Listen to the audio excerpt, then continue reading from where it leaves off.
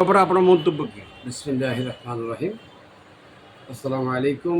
আপনার মাধ্যমে বঙ্গ টিভির সকল দর্শক শুভানুধ্যায়ী সবাইকে আমার শুভেচ্ছা ও অভিনন্দন। আপনি খুব ভালো একটা কথা বলেছেন। বিষয় হলো বিগত ১৭ বছর বিএনপি সহ সকল রাজনৈতিক দল, আওয়ামী লীগ, ফ্যাসিস্টদের লেজুরবৃত্তির বাহিরে যে দলগুলো ছিল সেই দলগুলো মিলে জুলাই বিপ্লব সাধিত করেছে এবং আমরা আলহামদুলিল্লাহ বিজয় অর্জন করেছি। কিন্তু এখন নির্বাচনের প্রাক্কালে আমরা যা দেখতেছি, অবশ্যই জুলাই সনদ দরকার, জুলাই সনদ প্রয়োজন এবং বিএনপি সহ সকল দল জুলাই সনদ মেনেও নিয়েছে এবং জুলাই সনদের স্বাক্ষরও করেছে।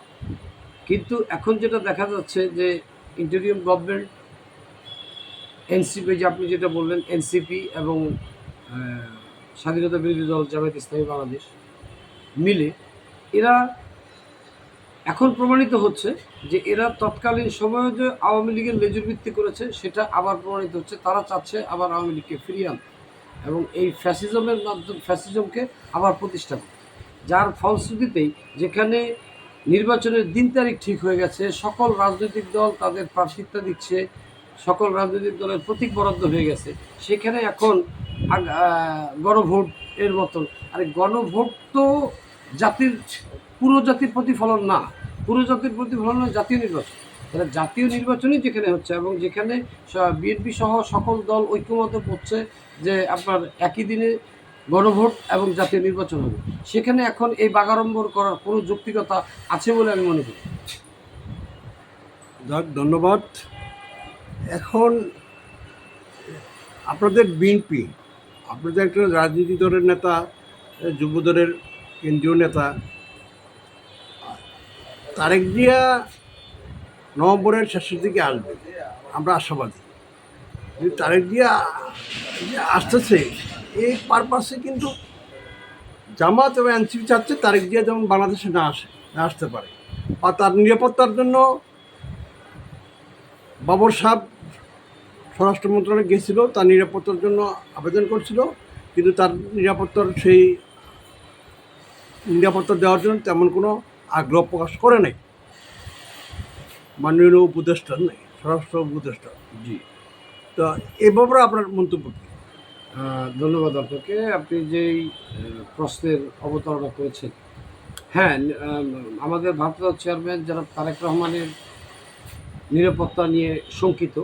কারণ আপনারা দেখতেছেন দেশের বর্তমান পরিস্থিতি, সেই শঙ্কিত পরিস্থিতিতেই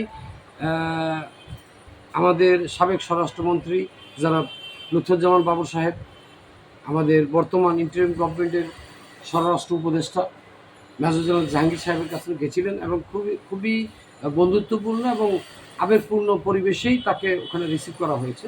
কিন্তু ওই যে শুভঙ্করের ফাঁকি যেটা বললেন যে তার নিরাপত্তার ব্যাপারে সরকার কোনো পদক্ষেপ নেয়নি, না, সরকারের কোনো পদক্ষেপ আশা করি ইনশাআল্লাহ বিএনপির জাতীয়তাবাদের প্রতিটা কর্মী যতদিন জীবিত আছে ইনশাআল্লাহ ভারপ্রাপ্ত চেয়ারম্যানের নিরাপত্তা নিয়ে সরকারের কিছু করতে হবে না। ইনশাআল্লাহ আমাদের সেই সক্ষমতা আছে, আমরা সেটা, এবং তার নিরাপত্তার জন্য আপনি জানেন, যেহেতু আপনি গণমাধ্যম কর্মী, তার নিরাপত্তার জন্য অলরেডি তার জন্য বুলেট প্রুফ গাড়ি ব্যবস্থা করা হয়েছে এবং সরকারের কাছে অস্ত্রের লাইসেন্সের অনুমোদন চাওয়া হয়েছে এবং সেটাও ইনশাআল্লাহ আমরা পেয়ে যাব।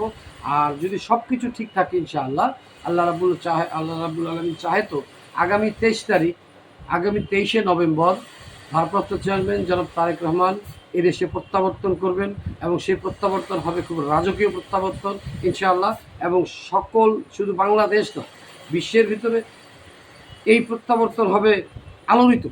যে আলোড়িত প্রত্যাবর্তনে আমরা ইনশাআল্লাহ বাংলাদেশ জাতীয়তাবাদী দলের প্রত্যেকটা নেতাকর্মী উৎফুল্ল এবং উৎসাহিত যে আমাদের ভারপ্রাপ্ত চেয়ারম্যান সুদীর্ঘ 17 বছর পর দেশে আসছেন এবং আমরা আশান্বিত যে উনি আসলে জামায়াত শিবির থেকে শুরু করে এনসিপি বা বিভিন্ন যারাই বলেন এই যে অপচেষ্টাকারী যে দল, সেই দলের অপচেষ্টা মাঠে মারা যাবে, এটা বলে আমি বিশ্বাস করি।